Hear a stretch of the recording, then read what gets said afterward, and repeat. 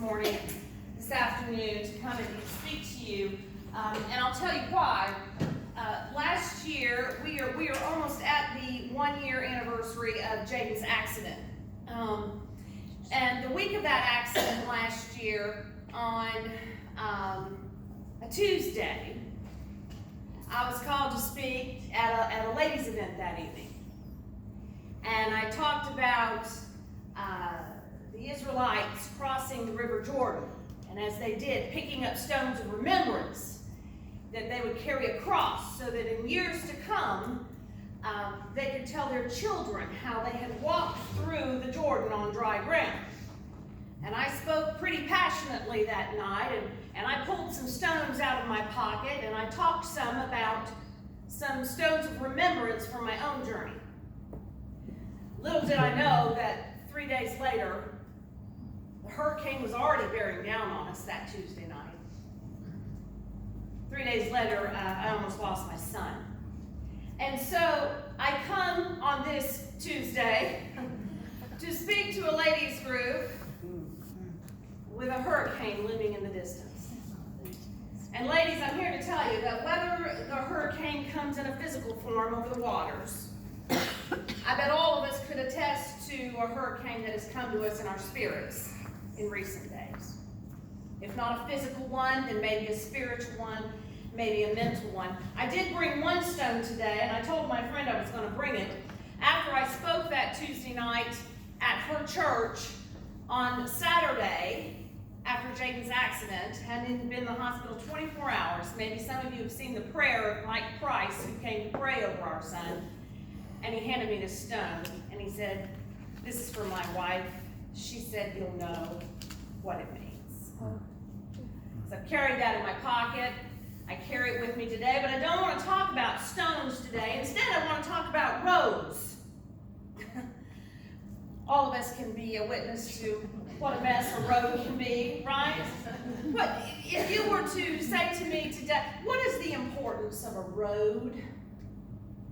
To get from one place from another, one place to another. It's a bridge, isn't it? It's a way to get us from where we're at to where we're going. Sometimes we like it, sometimes we don't. But roads are a way to get to our destination. And Scripture is replete with occasions of people traveling down roads. Jesus traveled roads. They may have not looked like our roads do today, but he was always on the move.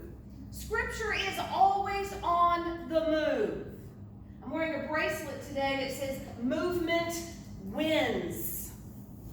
It's a thought that came to me during my cancer season. And I want to tell you today about a couple of roads that I have traveled on my faith journey that have marked me forever. They are stones of remembrance, but today I'm calling them roads. And I want to tell you about the road home. And in doing so, I'm hoping that you'll learn a little bit more about me and what makes Elaine, Elaine. I was 21 years old when I graduated from Asbury College in Wilmore, Kentucky. I grew up there my whole life. My father was a professor of preaching at Asbury Seminary. It's holy ground to me. And I graduated from college 1 week. The next week I got married. And then 2 weeks after that, my husband and I packed up the few little belongings that we had as young 20-somethings, put them in a U-Haul, attached them. He was driving the U-Haul and I was following behind in my little car. And we pulled out of my childhood home. And we made the trip around the block. And I've never been away from home. I went to college in the same town that I grew up in. This was big stuff. And I was just having a hard time even getting in the car. And I remember we went around the block, and we came around the block, and we're following that road that would have sat behind my house in my backyard. And I remember thinking, I'm going to look one last time at my childhood home. And when I did, I saw something that I will never forget. It was my dad running through the backyard as fast as he could. "I love you, Elaine. I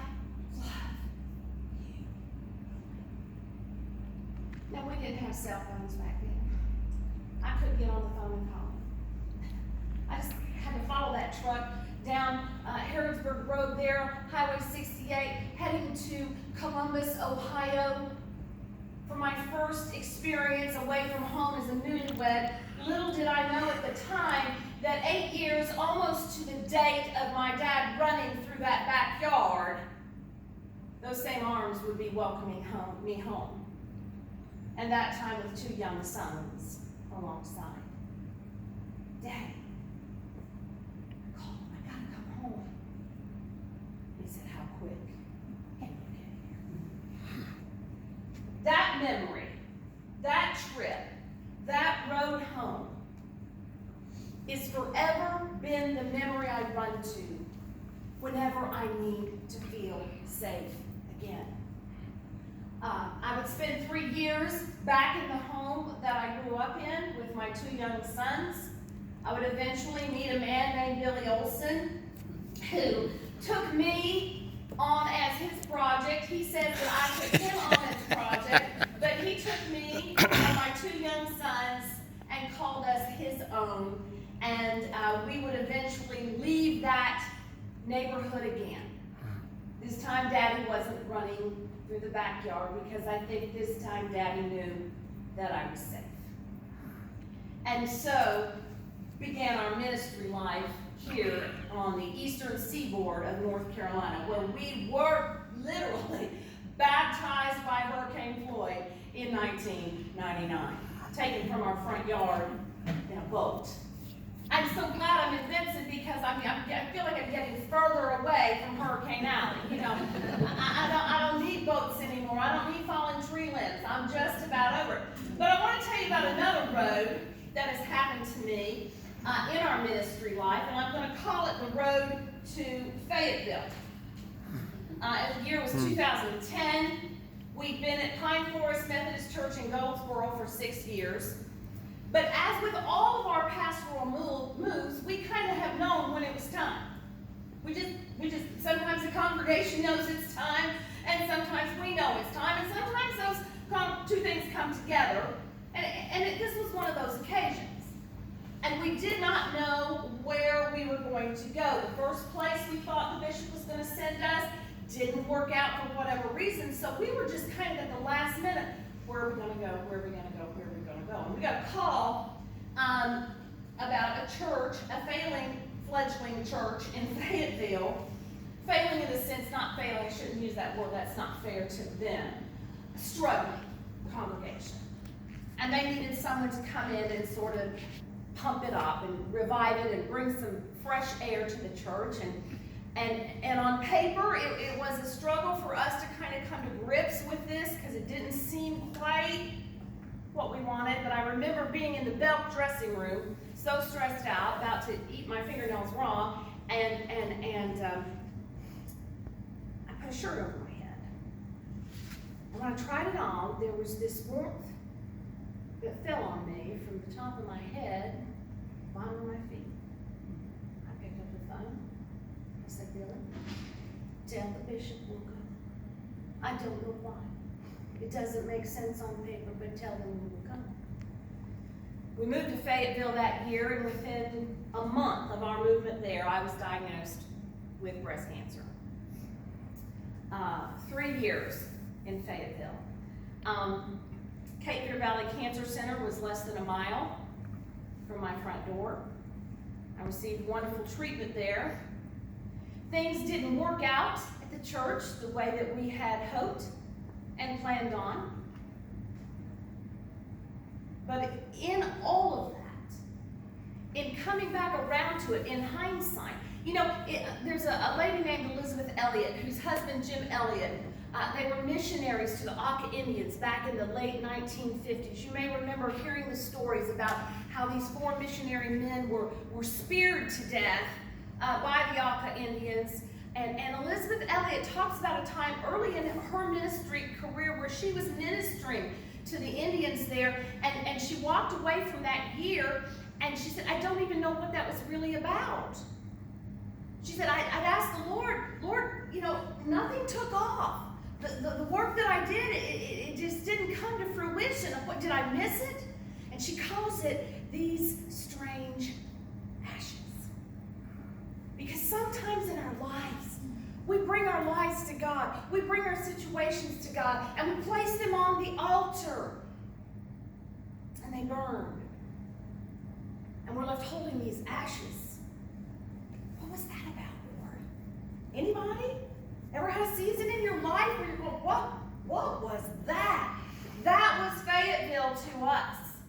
And even to this day, I'm not sure why we were called to that place in that time. These are strange ashes.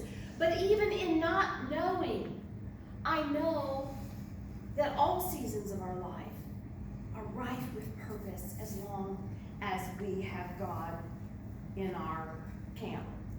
Which brings me to a third road. It's called the road to Benson. Someone say, how could you talk about that, Elaine? You don't know how that's going to work out.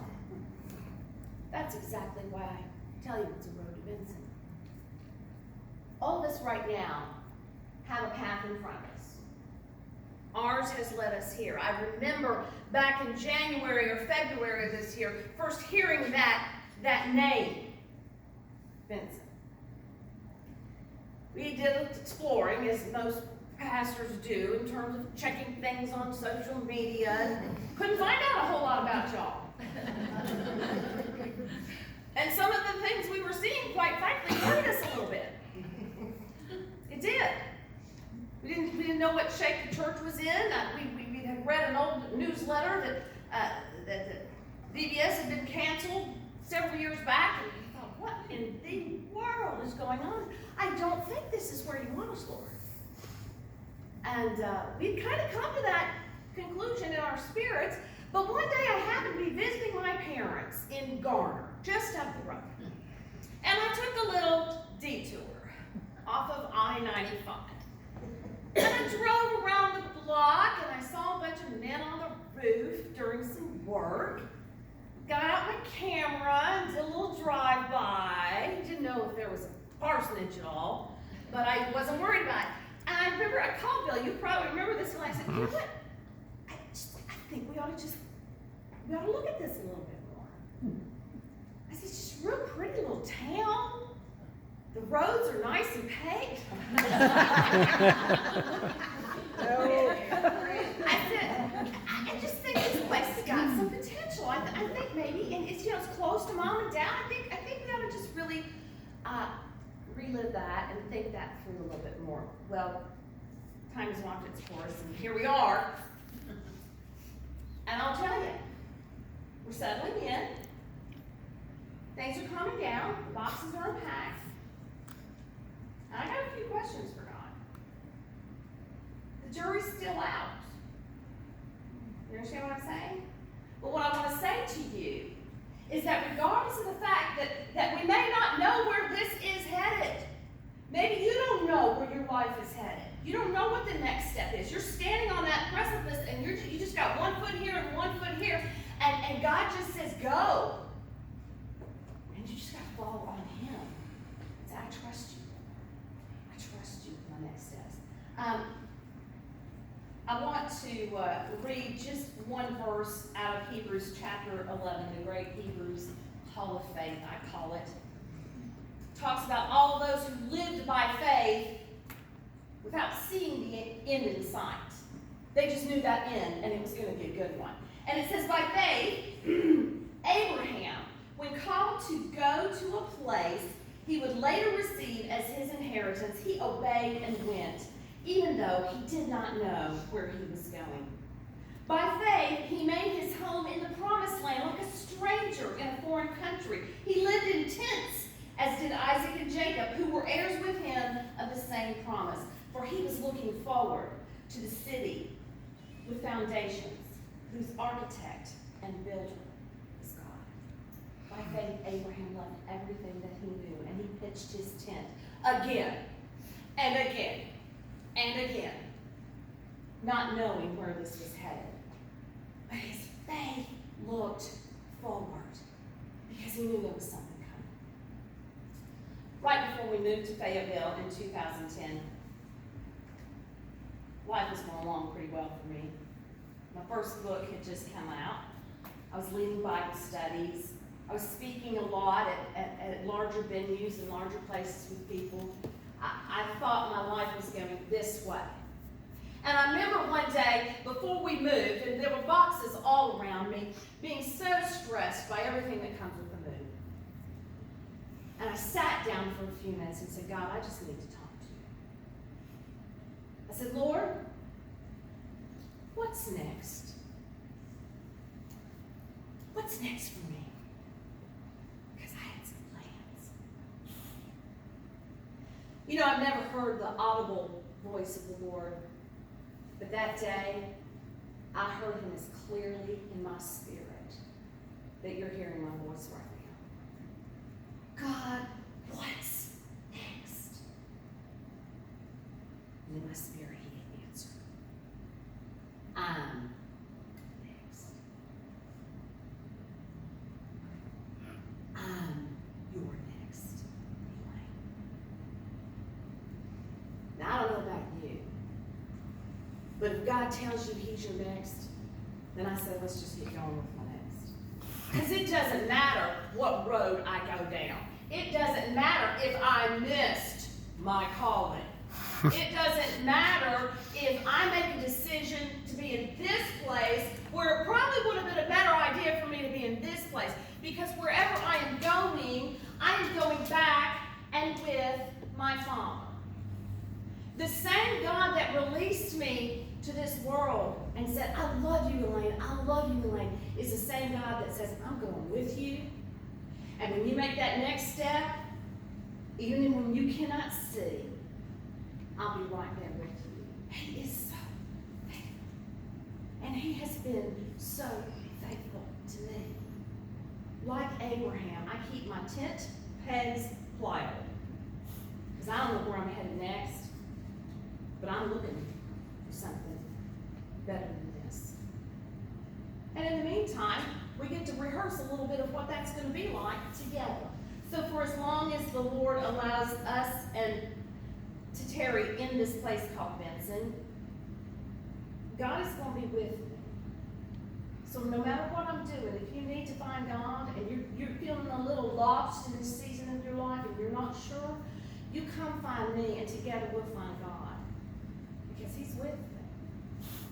And I pray that you know that same peace today. Thank you.